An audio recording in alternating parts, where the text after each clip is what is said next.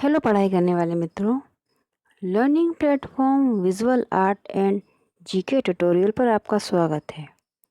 दोस्तों, आज का वीडियो है यूरोपीय कलाकारों पर आधारित जो श्रृंखला चल रही है उसका 10वां भाग। अगर आपने पहले के भाग नहीं देखे हैं तो ज़रूर देखिएगा। स्पेशली पीजीटी एग्ज़ाम के लिए काफ़ी महत्वपूर्ण प्रश्न इसमें से मैंने शामिल करने की कोशिश की है।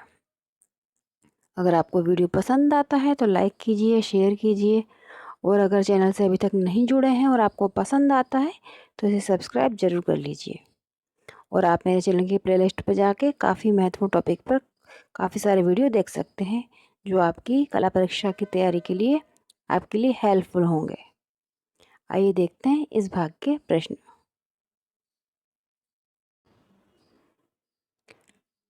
पहला प्रश्न है, कौन सा कलाकार विद्यार्थी अवस्था के प्रारंभिक काल में मुशे का शिष्य था? यानी कि जब वो स्टूडेंट थे उसके स्टार्टिंग एज में कौन सा ऐसा कलाकार था जो बुशे का शिष्य था? ये थे कलाकार दाविद। आंसर है यहाँ पर ऑप्शन डी। दाविद प्रारंभिक अवस्था में विद्यार्थी जीवन के बुशे के शिष्य थे। इनका जन्म हुआ था 1748 में और इन्होंने रोम में अध्ययन किया था। क्वेश्चन नंबर 2 है, किस चित्र की तुलना दाविद के चित्र होरेशिया के प्रण से की जाती है? होरेशिया का प्रण काफ़ी प्रसिद्ध चित्र है जिसको बनाया था दाविद ने, जिसकी तुलना की जाती है थियोडोर जेसिको के चित्र मेदुसा के बेड़े से। जेसिको ने बनाया था चित्र मेदुसा का बेड़ा। आंसर है ऑप्शन ए, यानी कि होरेशिया के प्रण की तुलना की जाती है मेदुसा के बेड़े से, और थियोडोर जेरिको ने बनाया था इसको 1819 में मेदुसा का बेड़े को। दाविद ने बनाया था होरेशिया का प्रण। और नवशास्त्रीयवाद के लिए दाविद ने चित्र होरेशिया का प्रण बनाया जो काफ़ी महत्वपूर्ण था। वहीं रोमांसवाद के लिए मेदुसा का बेड़ा काफ़ी महत्वपूर्ण था। अगला प्रश्न है नंबर 3, रोमांसवाद को सामर्थ्यशाली बनाने का श्रेय किस कलाकार को दिया जाता है? रोमांसवाद को सामर्थ्यशाली बनाने का श्रेय दिया जाता है ओजेन देलाक्रा को। आंसर हो जाएगा ऑप्शन बी। देलाक्रा को दिया जाता है इसका श्रेय कि उन्होंने रोमांसवाद को काफ़ी सामर्थ्यशाली यानी कि अच्छे चरम पर पहुंचाया। और इनका जन्म हुआ था 1798 में। 1863 में इनकी मृत्यु हो गई। और रोमांसवाद को शुरू करने का श्रेय जाता है जेरिको को, लेकिन उसे चरम पर ले गए देलाक्रा। क्वेश्चन नंबर 4 है, कियोस में मानव संहार चित्र किस कलाकार ने बनाया है?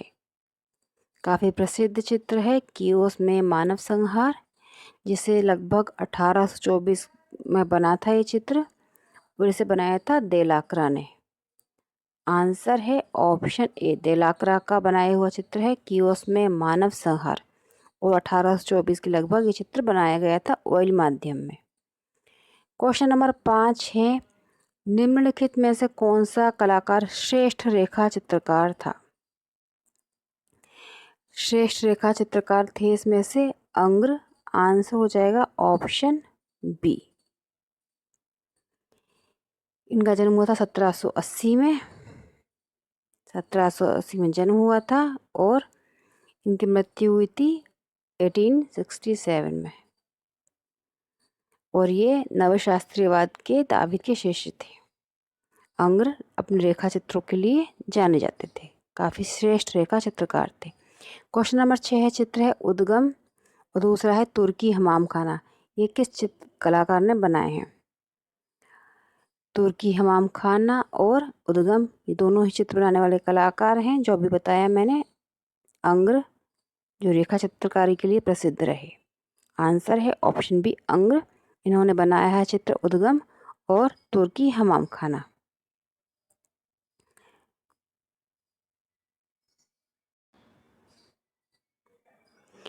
क्वेश्चन नंबर 7 है, किस कलाकार को वर्ष 1792 में फ्रेंच राष्ट्रीय लोक सभा में चुना गया था? फ्रेंच राष्ट्रीय लोक सभा में चुने गए थे ये कलाकार थे दाविद। आंसर है ऑप्शन बी। इनका पूरा नाम था जॉक दाविद। इन्हें 1792 में फ्रेंच राष्ट्रीय लोक सभा में चुना गया था। उसके बाद वे फ्रेंच कला क्षेत्र में तानाशाह बन गए थे और उन्होंने फ्रेंच चित्रकला में रोमन ग्रीक शैली को पुनर्जीवित किया था। तो आंसर है दाविद, ऑप्शन बी। ये बन गए थे 1792 में फ्रेंच राष्ट्रीय लोक सभा में सदस्य। क्वेश्चन नंबर 8 है, कला क्षेत्र में परंपरागत आदर्शों को ठुकराकर नैसर्गिक भावनाओं द्वारा कला निर्मित करने का कार्य किस वाद के कलाकारों ने किया? कला क्षेत्र में परंपरागत आदर्शों को ठुकराकर, यानी कि जो अभी तक जो रूल्स रेगुलेशन चल रहे थे, इस तरह से काम करना है, इस तरह से काम करना है, उन सब को छोड़कर क्या किया उन्होंने? कला निर्मित की। और ये काम किया था रोमांसवादी कलाकारों ने। आंसर है ऑप्शन डी। परंपरागत आदर्शों को ठुकराकर इन्होंने अपनी कला निर्मित की थी। क्वेश्चन नंबर 9 है, रोमांसवाद को स्पष्ट रूप देने का श्रेय किस कलाकार को जाता है?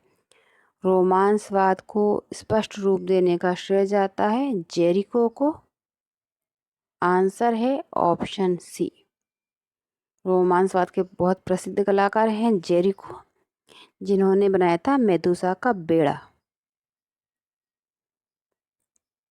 क्वेश्चन नंबर 10 है, गुस्ताव कुर्वे किस वाद के कलाकार थे?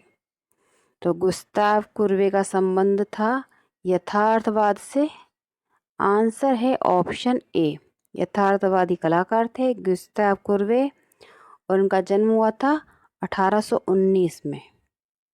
1819 में इनका जन्म हुआ था और 1877 में इनकी मृत्यु हो गई थी। क्वेश्चन नंबर 11 है, चित्र शैलियों की लड़ाई किस कलाकार की रचना है? तो चित्र है शैलियों की लड़ाई, ये बनाया था दोमिये ने। आंसर है ऑप्शन डी। और दोमिये ने किसी भी कला अध्ययन के लिए किसी भी चित्रशाला में नहीं गए थे, यानी कि इन्होंने कला का अध्ययन किसी भी चित्रशाला में जाकर नहीं किया था।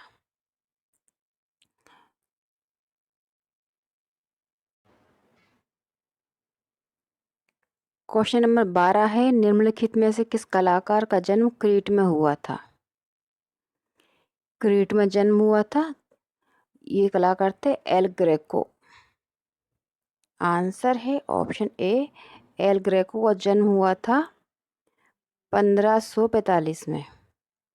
1545 क्रीट में इनका जन्म हुआ था और 1614 में इनकी मृत्यु हो गई थी।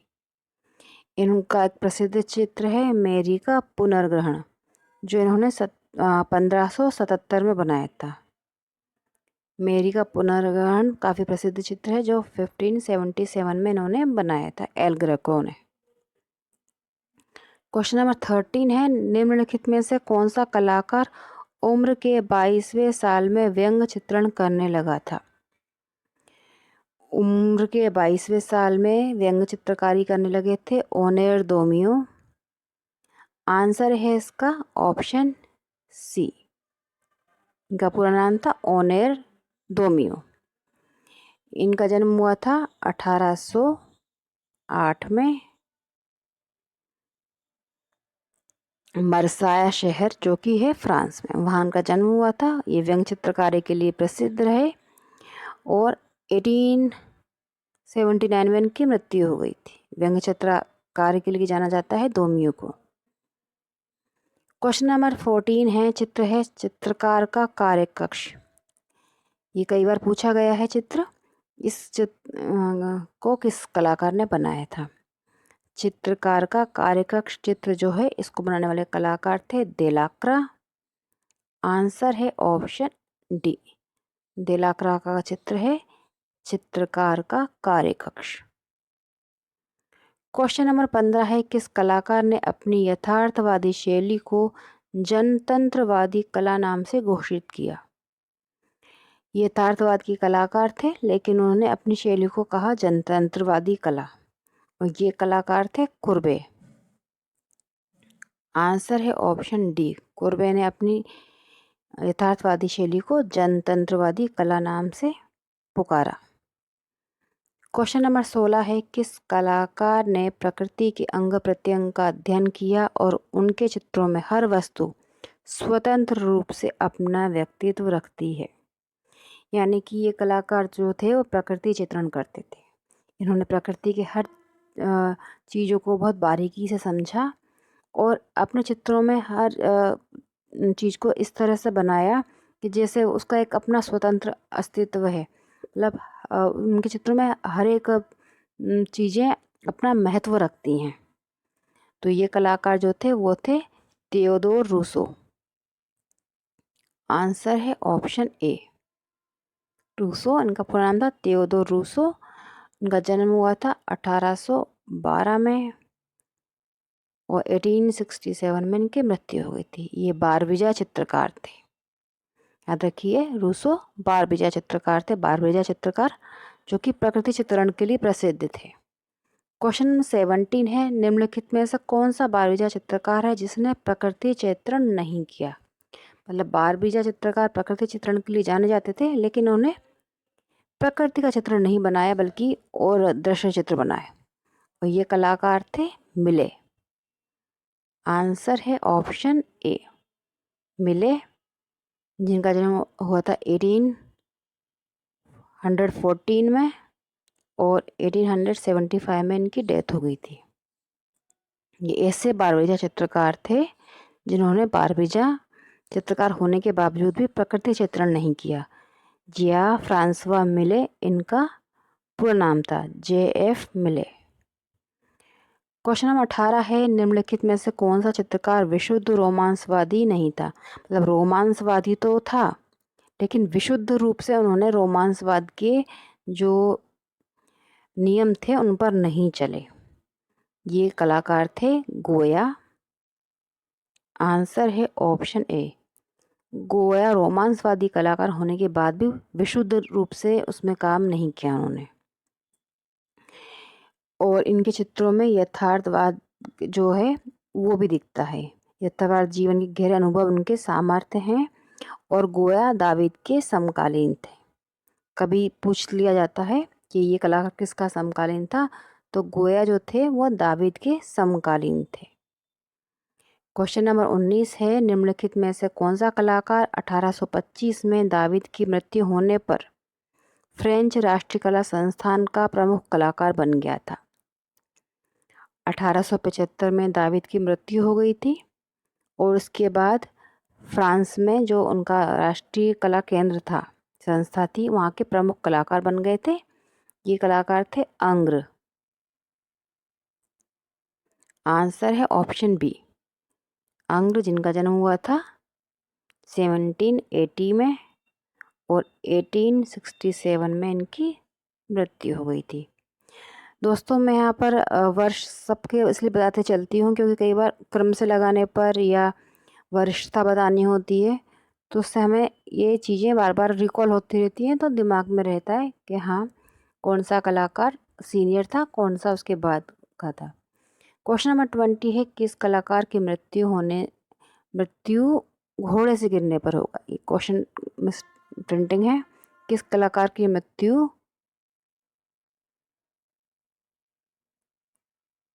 घोड़े से गिरने से हो गई थी? तो ये कलाकार थे जेरिको। इनकी मृत्यु घोड़े से गिरने से हो गई थी और उस समय ये सिर्फ 33 साल के थे। मतलब 33 साल में की एज तक ही इतने प्रसिद्ध हो चुके थे और काफ़ी ये इनकी ख्याति हो गई थी, लेकिन घोड़े से गिरने पर इनकी मृत्यु हो गई थी। दोस्तों, ये थे 20 प्रश्न पश्चिमी कलाकारों पर आधारित। आपको ये वीडियो कैसा लगा बताइएगा। कितने प्रश्न आपके सही थे 20 में से? कमेंट करिएगा। पसंद आता है तो लाइक शेयर ज़रूर करें, और अभी तक सब्सक्राइब नहीं किया है तो सब्सक्राइब ज़रूर कर लीजिए। Good luck. जय हिंद।